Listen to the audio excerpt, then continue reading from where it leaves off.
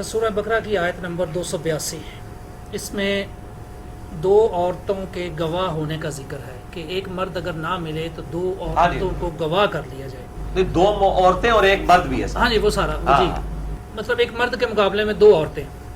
کیا یہ گواہی صرف اور صرف ان مالی معاملات کے لیے ہے کہ ایک مرد کی جگہ پہ دو عورتیں گواہی دیں گی، یا جہاں پہ بھی مرد کی گواہی ہوگی اور اس کی جگہ پہ اگر کسی عورت کو گواہی دینی پڑی تو وہ دو کی ہوگی، یا صرف یہ مالی معاملات کے حوالے سے ہے؟ یہ تو پرٹیکولرلی ویسے جو ہے وہ تو مالی معاملے میں یہ آیت آئی ہے 282 قرآن پاک کی سب سے لمبی آیت ہے، یہ آیت الکرسی سے بھی لمبی ہے. تو یہ تو مطلب پرٹیکولرلی مالی معاملات میں ہی آئی ہے، اور اس میں چار عورتیں بھی نہیں ہو سکتی.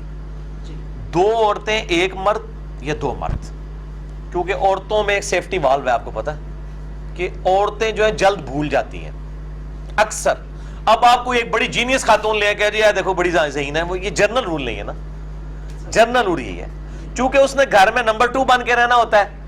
اگر وہ خاوند کی ساس کی ہر بات کو دماغ میں رکھے تو پھر تو وہ زندگی نہیں گزار سکتی. تو اللہ نے سیفٹی والو لگایا کہ اس کی یادداشت تھوڑی سی کمزور ہوتی مرد کے مقابلے پہ، ناراض بھی فوراً ہوتی ہے، راضی بھی فوراً ہو جاتی ہے.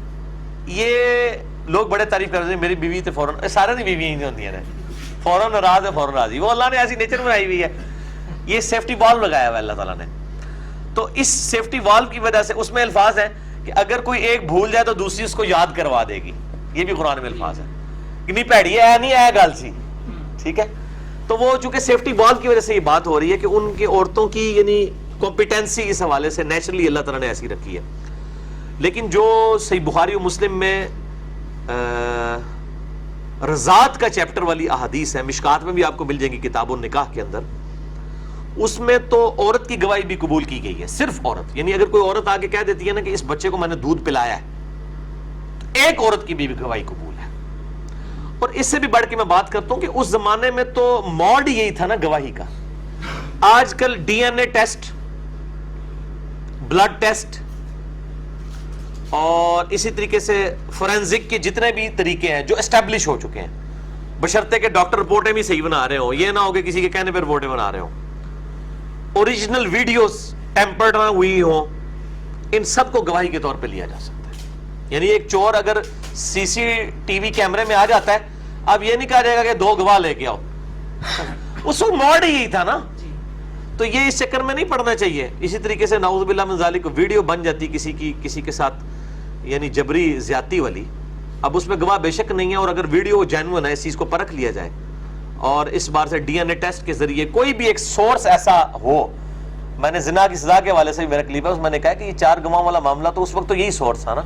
ابھی اگر اس کے کوئی ایکویلنٹ بھی سورسز، لیکن وہ شرط یہ ہے کہ اسٹیبلش ہو، پوری احتیاط ہو، فیک ویڈیو نہ ہو، فیک رپورٹ نہ ہو، ان ساری چیزوں کو اسٹیبلش کرنے کے بعد بالکل اس کو، یہ حدود اللہ میں کوئی تبدیلی نہیں ہے.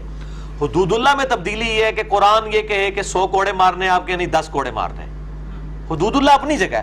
حدود اللہ تک پہنچنے کے لیے جو ذرائع ہیں کہ کن کن ذرائع سے پہنچا جائے، اس وقت 4 گواہی تھے. اب وہ ویڈیو کیمرے والا ایشو بھی ہو سکتا ہے اور ایشو. میں اس میں تو الحمدللہ یعنی میں اوپن مائنڈ ہوں کہ اس میں کوئی حدود اللہ میں تبدیلی نہیں ہوتی ہے. علماء کا بالکل غلط رویہ ہے. اگر سی سی ٹی وی کیمرے میں آ جاتا ہے کہ جی ایک سنیارے کی دکان پہ 2 عورتوں نے جا کے چوڑیاں چرائی ہیں اور اس کی مدد سے وہ پکڑی بھی جاتی ہیں، اور اب آپ کہیں گے گواہ تو موجود کوئی نہیں ہے، تو ہم ان عورتوں کے اوپر اس طرح نہیں الزام لگا سکتے. کیمرہ خود بہت بڑا گواہ ہے. تو اس وقت دیکھنے والے گواہ تھے، اب کیمرہ ہے.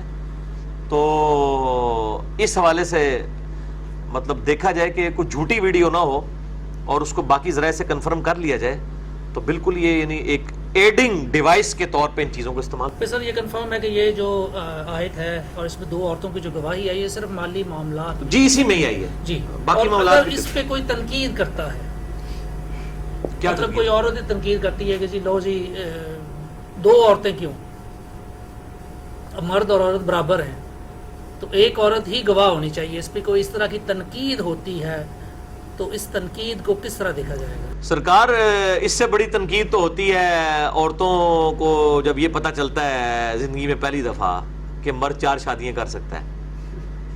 وہ تو بالکل واضح ہے سورۃ النساء کے اندر. تنقید کی وجہ سے کوئی کفر اسلام کا فتویٰ نہ لگائیں. یعنی کسی کے دل میں خیال آنا نیچرل ہے.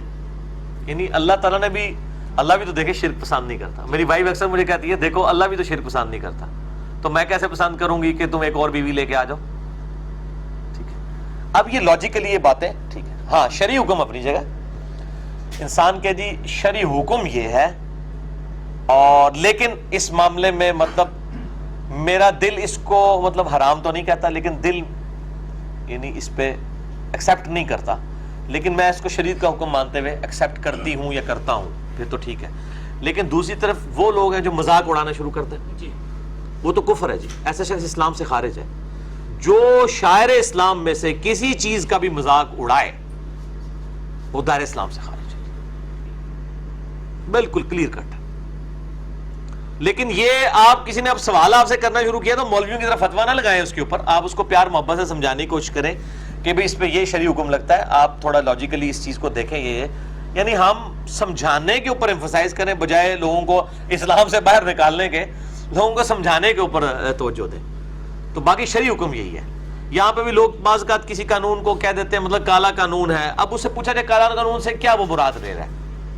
کوئی کہتا ہے جی ہاتھ کاٹنے کی جو سزا ہے قرآن میں یہ کالا قانون ہے, اس سے پوچھے کالا قانون سے مراد آپ کیا لے رہے ہیں. اگر وہ کہتا ہے کہ نہیں جی کسی پہ جھوٹا الزام لگ کے کسی کو پھنسا کے نہ ہاتھ کٹوا دیے جائے, تو اس کو بتایا جائے اس میں قانون کالا نہیں ہے بلکہ اس قانون کی امپلیمنٹیشن کالے طریقے سے ہو رہی ہے, قانون پہ تو کوئی اعتراض نہیں ہے. اور وہ کہتے ہیں جی اس طرح ہو جائے تو یہ ہو جائے گا وہ ہو جائے گا. میں نے چوری کی سزا پہ مسئلہ 46 ہے کہ اللہ کے بندو چور کی اگر یہ ہاتھ کٹنے والا معاملہ ہو جائے, سب سے کم چوریاں ایران میں اور سعودیہ میں ہوتی ہیں کیونکہ وہاں پہ اسلامی سزائیں نافذ ہیں. تو یہ آؤٹ پٹ ہے. یہ ایک چور کی ہاتھ کٹیں گے نا, لاکھوں چوروں کے لیے ڈیٹرنس اور دہشت ہو جائے گی. تو اس سے تو کام کم ہوگا, لیکن مطلب چور زیادہ نہیں ہوں گے, چور کم ہوں گے.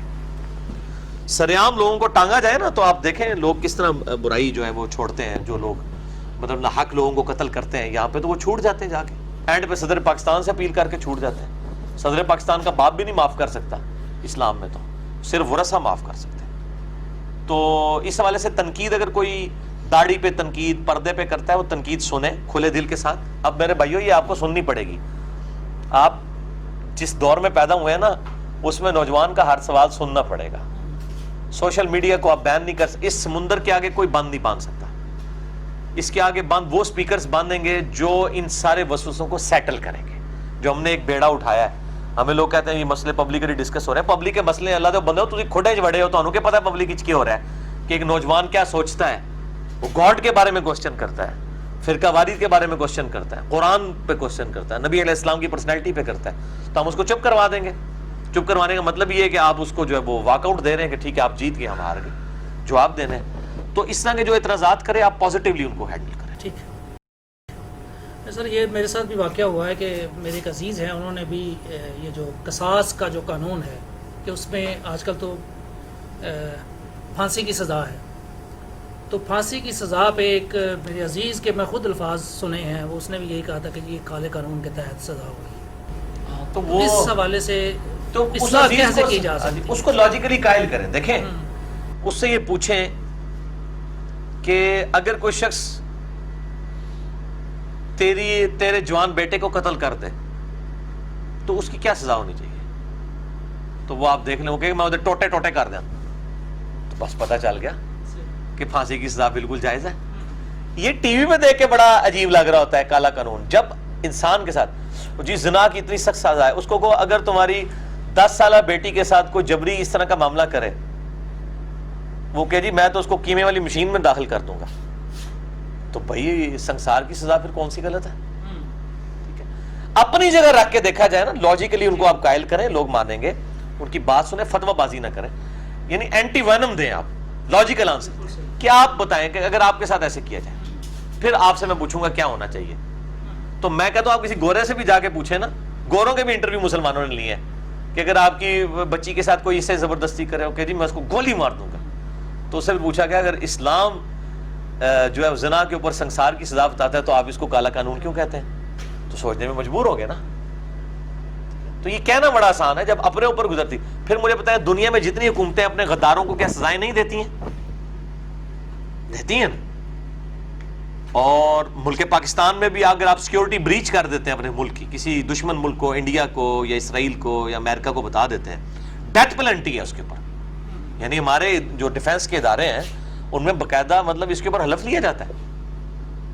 تو اگر یار ملک کی سیکورٹی بریچ کرنے کے اوپر ڈیتھ پینلٹی ہے, جو گاڈ اور اس کے رسول کے بارے میں بات کرے, جو سورہ توبہ میں آیا کہ کیا خدا اور اس کا رسول ہی رہ گئے کہ ان کا تم ٹھٹا اڑاؤ اور تم ایمان لانے کے بعد کافر ہو گئے ہو. وہ مذاق اڑاتے تھے نا, اور مذاق اڑاتے تھے, بعد میں کہتے ہیں ہم تو مذاق کر رہے تھے. اللہ تعالیٰ, میں کیا اللہ اس کا رسول اس لیے رہ گئے کہ تم ان کا مذاق اڑاؤ, تم کافر ہو جاؤ گے.